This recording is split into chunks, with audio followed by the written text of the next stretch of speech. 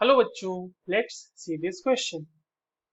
E naught values for the couples Cr3 plus Cr2 plus and Mn3 plus Mn2 plus are minus 0.41 and plus 1.51 volts respectively.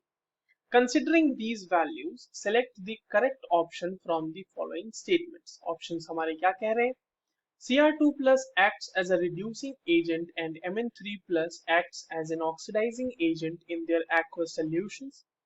Option B कह रहा है Cr2 plus aqueous is more stable than Cr3 plus aqueous. Option C कह रहा है Mn3 plus aqueous is more stable than Mn2 plus aqueous. और option D कह रहा है none of these.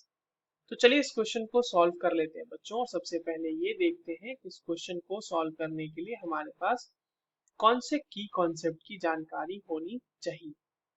देखिए, ये जो सवाल हमारे पास आया है ये बेसिकली इलेक्ट्रोड पोटेंशियल के बेसिस पे हमें सवाल करना है solve.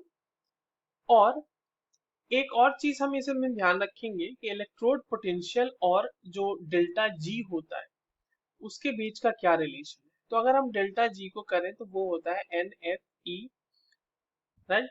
N F E naught और डेल्टा जी नॉट की अगर हम बात कर रहे हैं तो एन एफ ई नॉट. ठीक है. अब एक चीज समझिएगा बच्चों यहाँ पे कि अगर हमारी ई नॉट की वैल्यू पॉजिटिव है तो ओवरऑल डेल्टा जी नॉट की वैल्यू नेगेटिव आएगी. ये दिखा रहा है कि वो जो रिएक्शन होगा वो फीजिबल रिएक्शन होगा. ठीक है, या फिर उसको आप स्पॉन्टेनियस रिएक्शन भी बोल सकते हैं. और अगर ई नॉट की वैल्यू हमारी नेगेटिव है इसका मतलब डेल्टा जी की वैल्यू ओवरऑल हमारे पास पॉजिटिव आ जाएगी.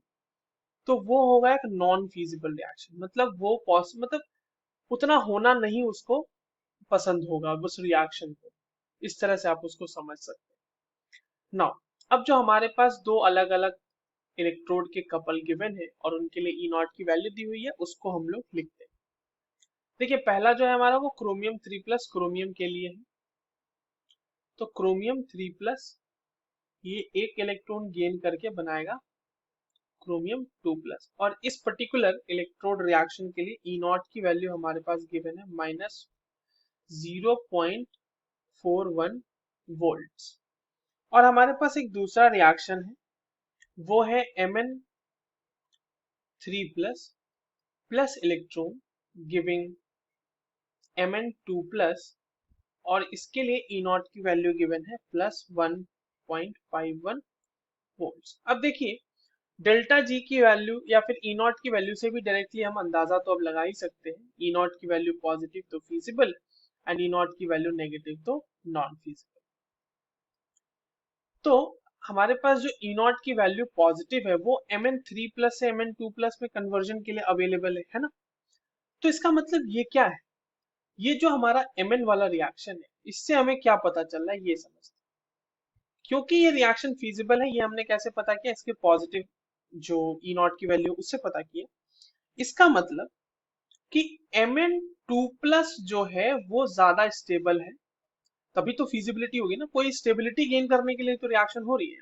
Mn2 plus is more stable then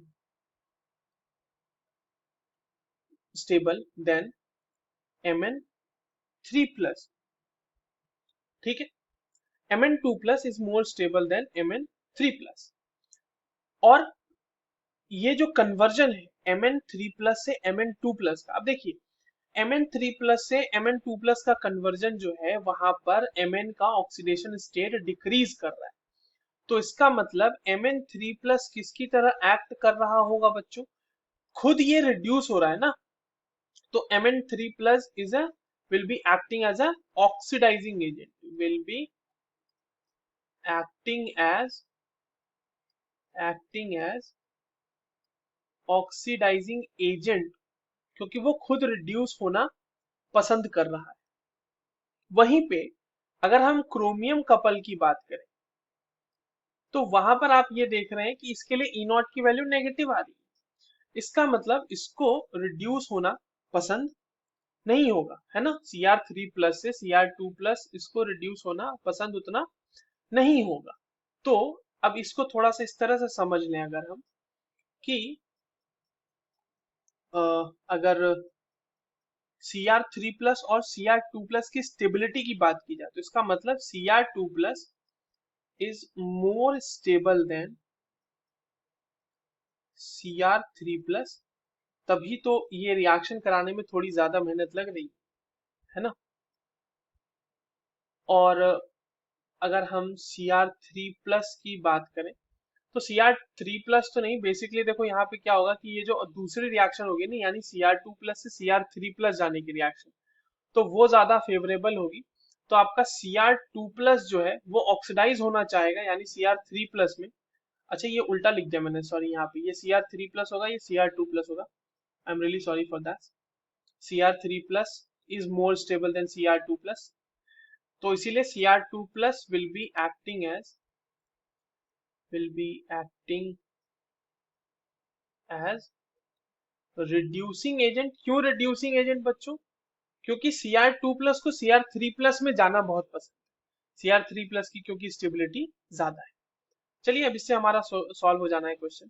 option A कह रहा है कि Cr2+ acts as a reducing agent and Mn3+ acts as a oxidizing agent in their aqueous solution। ये तो स्टेटमेंट बिल्कुल सही है। Cr2+ is more stable than Cr3+, नहीं ये उल्टा है, Cr3+ ज्यादा स्टेबल है।